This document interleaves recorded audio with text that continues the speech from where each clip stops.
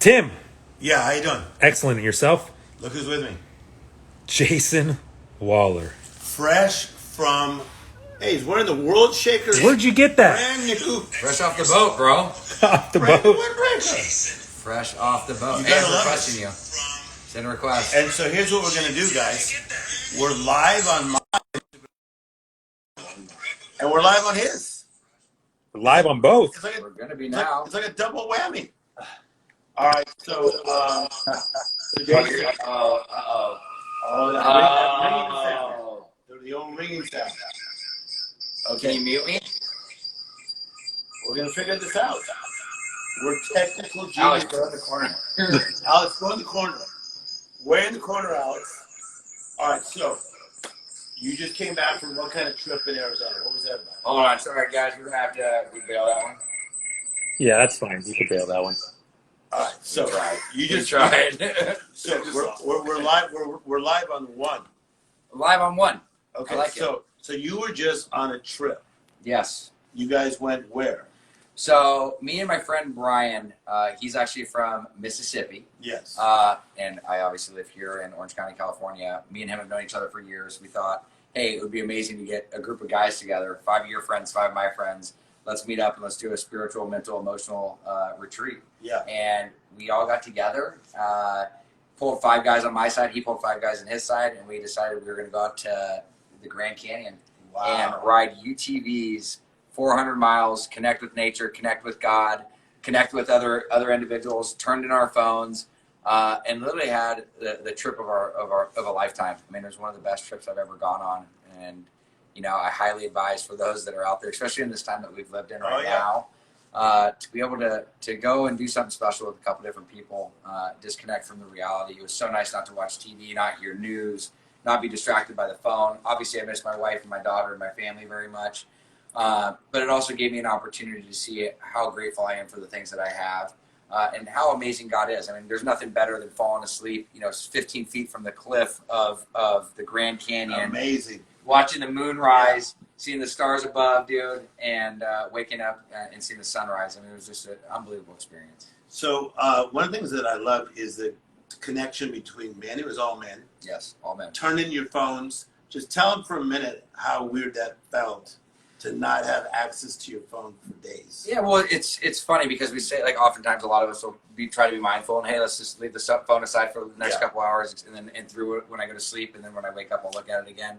But to actually turn your phone in, I was excited about it, but when it actually came time to doing it, it was creepy how hard it was and to see how attached I was to the phone. Yes. And it took a few hours to be like, there was times where, like, I thought my pocket was vibrating and I'm like, oh wait, I hear my phone. Like, it's just to see how much we rely on it. Yes. It was a very good aha moment of like, man, I really am dependent on this. And again, yeah, the technology is great, but it's also to see how reliant I am on it. It was kind of scary.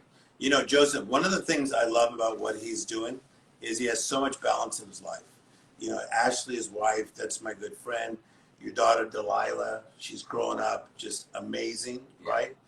And so you guys have a lot of family time together, but you also share about it. Tell them about the show that you guys have. Yeah, so Ashley and I do a show, it's called Jaws, which the whole concept came from in the jaws of addiction. Like, usually when people are in it, it's hard to get out of it, and it also happens to be Ashley and mine's initials, J-A-W, Jason and Ashley Waller. But we basically we've had so many people reach out. We, on the hills and on other platforms, we've been very vulnerable about our journey through recovery. But, so many people have reached out to us, what do they do for a loved one or my husband or my wife or my daughter or my kid, my uncle.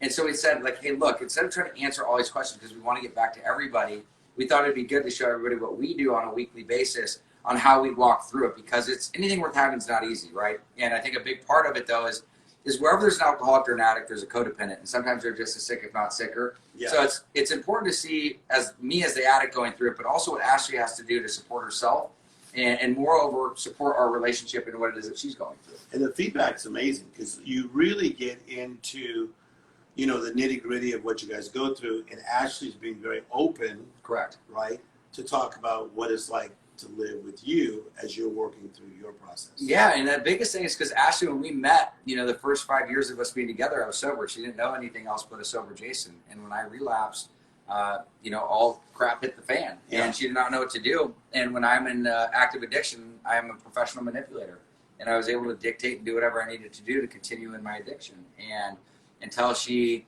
drew boundaries, drew the line, and got help for herself, she was not only no help for me, but more importantly, no help for herself. Yeah.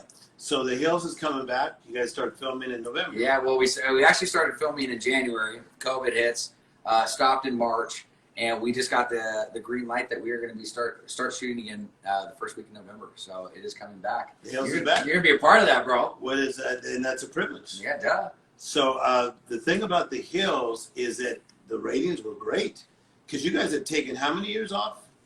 Jeez, I hadn't been on it for many, many years, but the last show was done in like 2000 and, geez, I don't even know. That's a great question. Probably, Yeah. I want to say it's been like 10 years. No, that's what they 10 say. years.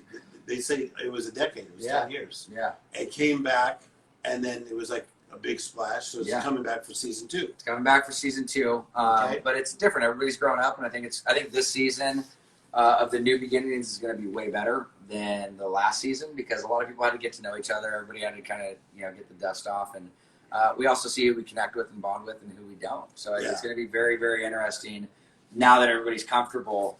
It's almost like we needed to do a pre-shoot before the first season to get everybody connected again. Oh yeah, because it was a little weird, but this season's definitely going to be better. So one of the cool things to Alex, one of his best friends in the world, Joseph, Another best is to be around Jason and to see how people respond to him because they remember him way back from Laguna Beach. Which life is interesting because some things you decide, some things you discover. And the Laguna Beach show, you didn't really decide that you just got discovered. Yeah. And it changed your life forever. It did. It was really one of the first reality shows that just exploded. Well, after just like looking at it and seeing what's come out in today's world, it revolutionized the way TV was done. The only other reality show that was out there was The Real World, and this was like the first soft scripted docu-series that really followed people's lives, and that's what you see. The Kardashians, you see The Real Housewives, you see Jersey Shore, you see all these different shows that came out of it. So it's really cool to look back and see, to be a part and have that opportunity to be a part of something like that. It's I have a lot of gratitude, and I'm very grateful for the way things happen because it's also allowed me to be the person I am today and to provide insight and education around what it is that I've gone through. And there's a lot of people out there that struggle with mental health and substance abuse, and to have the platform to talk about it, it's amazing, and hopefully people can connect and know that there's hope out there. I love it. Okay, last thing, we have a big event coming up. October 24th, baby. All right, and that is going to be? That is actually our first ever Red Songbird Mental Health Summit. It's October 24th at 9 a.m. with dear friend Tim Storey here, who's going to be actually hosting it with some of his friends, some of his guests. You want to talk a little bit about that? Yeah, we're expecting probably about 200,000 people. Yeah. And so people that we're talking to about being on it is Randy Jackson, American Idol, Brent Bolthouse, entrepreneur, world shaker, Dylan McDermott, great actor, and so many other people. They're going to be a part. And the whole idea is we believe that we have answers to this dilemma. Is that correct? We do. And it's also an opportunity for people to get connected. There are so many people out there that are struggling, whether it be through isolation, depression, suicidal ideation. There's so many people going through so many tough times that we want to have this opportunity to try to bring some insight, bring some education, but hopefully you guys will take away a solution. I love it. So Alex, for more information, how do they find out? More information, we'll have it on the Red Songbird Foundation website, redsongbird.org, and registration opens Saturday. redsongbird.org. Register on there. Be a part of the solution. Let's change some lives. Life is good. Last question. Do you think my golf game can improve?